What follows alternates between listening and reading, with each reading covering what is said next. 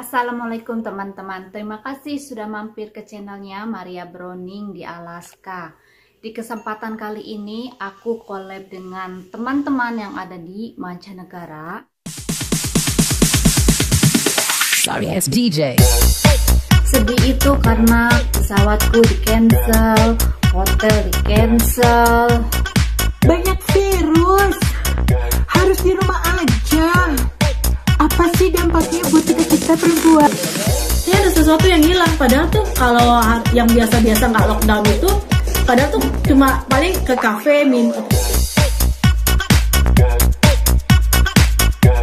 Temanya kali ini adalah yang gagal mudik atau gagal semua rencana gara-gara COVID-19 ini.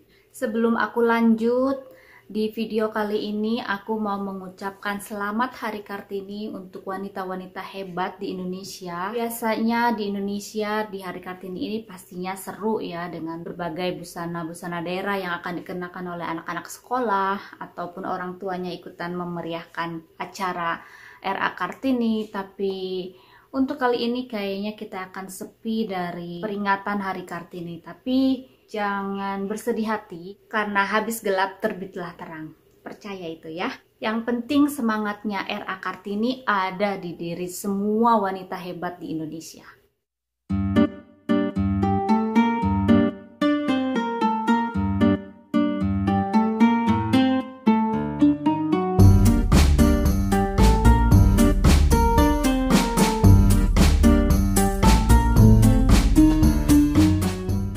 Aku dan teman-teman, walaupun kita terpisah jaraknya antar benua, tapi kami sering banget komunikasi lewat WhatsApp atau lewat Line atau lewat Facebook, Instagram, pokoknya banyak cara untuk kita tetap berkomunikasi. Kebetulan sebelum ini jauh hari kita udah ngomongin, kita ketemuan yuk di Indonesia, bulan sekian gue mau pulang, pokoknya gitu, banyak rencana yang kita udah bikin. Biasalah kita pengen ketemuan secara langsung, biasanya kita hanya ketemu dari collab-collab begini.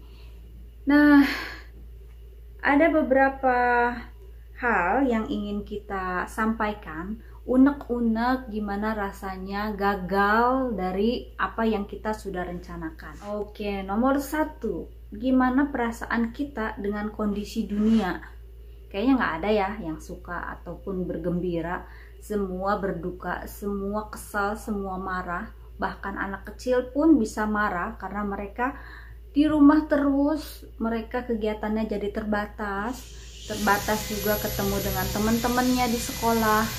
Pokoknya kayaknya semua pasti sama. Yang kedua, gangguan ke finansial nggak atau pekerjaan? Untuk segi siapa dulu nih? Kalau dari segi suami, ya kerja di rumah, alhamdulillah masih ada pekerjaan. Sementara itu teman-temannya sudah di layoff. Kita sempat khawatir sih, dak-dikduk gitu ya, tapi bosnya itu memberikan rasa tenang untuk karyawannya kalau misalnya mereka itu tidak akan ada rencana untuk layoff sementara yang ada di Alaska. Dari sisi suami masih oke, tapi dari sisi aku, walaupun aku ada di Alaska, aku masih kerja lewat online, yaitu properti. Di bidang properti ini memang sedang lesu sekali dari penjualan, dari sewa menyewa. Properti sebelum masa pandemi COVID-19 ini memang sudah slow,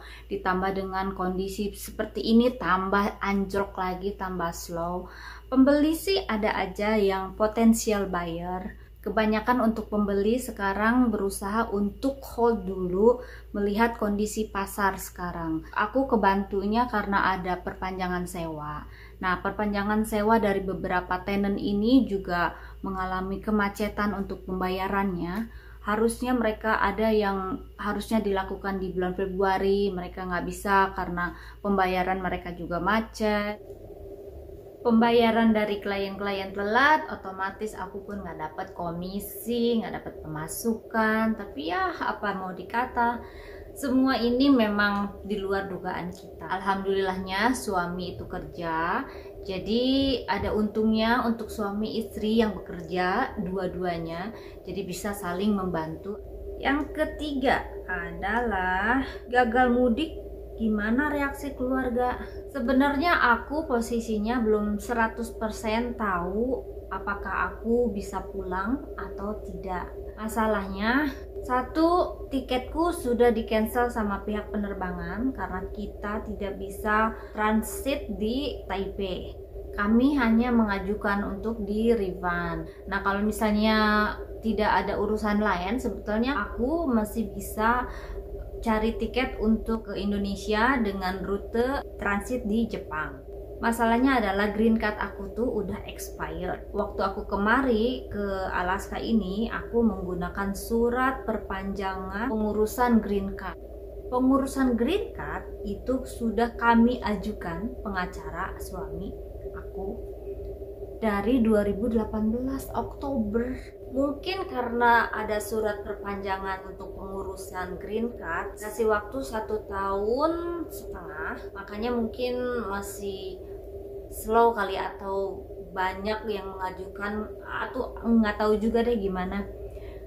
Pokoknya pas aku ke sini Januari, aku bilang mendingan sekarang deh di-push gimana ini gitu. Jadi pengacaranya juga karena jauh ya di Texas, mereka hanya komunikasi lewat telepon. Mereka sempat telepon USCIS-nya yang ada di Alaska, di Anchorage ini. Waktu itu dijanjikan supaya aku datang bulan April, tanggal 10. Kita kan nggak tahu kondisi kesininya, ternyata semua pas di pertengahan Maret tutup kantor-kantor dan selalu diperpanjang. Makanya kami tuh bingung green card itu jadinya kapan, nggak tahu. Tapi terakhir di 3 hari yang lalu si pengacara ini bilang kasih waktu 2 atau 3 minggu ini mereka akan telepon pihak USCIS-nya supaya aku bisa dicap untuk perpanjangan surat pembuatan green card-nya. Jadi kalau dulu berupa surat, kalau sekarang berupa cap di paspor. Nah, cap itu berlaku sampai 1 tahun. Berarti green cardku masih berjalan. Aku bilang ke anak-anak kondisi aku seperti ini. Jadi nggak tahu kapan selesainya.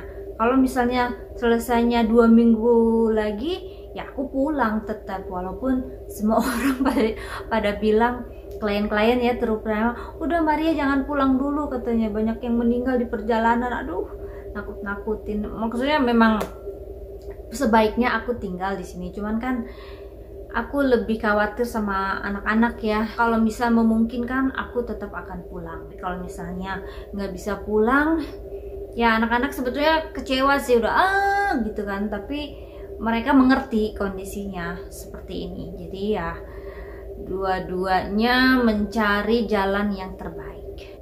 Terus yang keempat, ceritakan perasaan kita gagal mudik.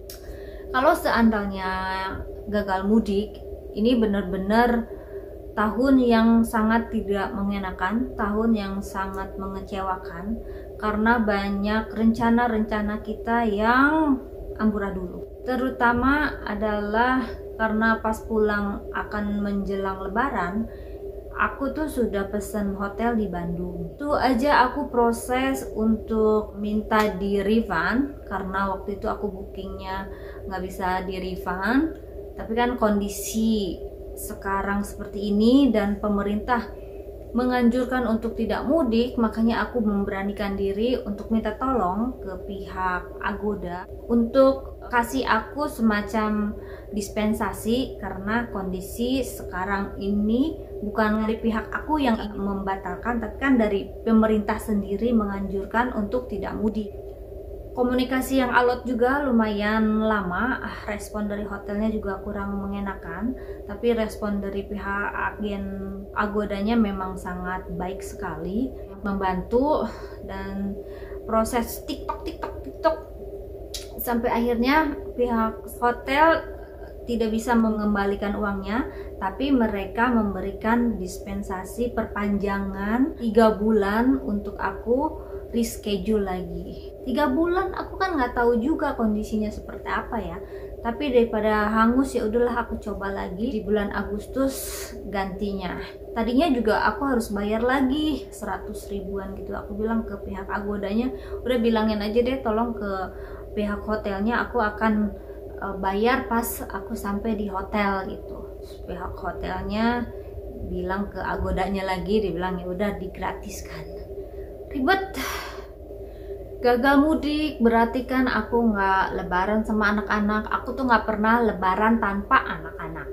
Nah, akan sangat sedih banget kalau amit-amit sampai aku nggak bisa mudik. Jangan lama-lama untuk bersedih hatinya, karena bersedih hati itu artinya kita kehilangan kebahagiaan kita sendiri. Karena kebahagiaan itu kita yang menciptakan. Terima kasih sudah mampir ke channelnya Maria Browning, dan jangan lupa mampir ke teman-teman yang linknya aku simpen di description box. Oke, selalu jaga kesehatan, saling berdoa, semoga semua cepat berakhir. Sampai ketemu lagi di video berikutnya. Assalamualaikum, bye-bye.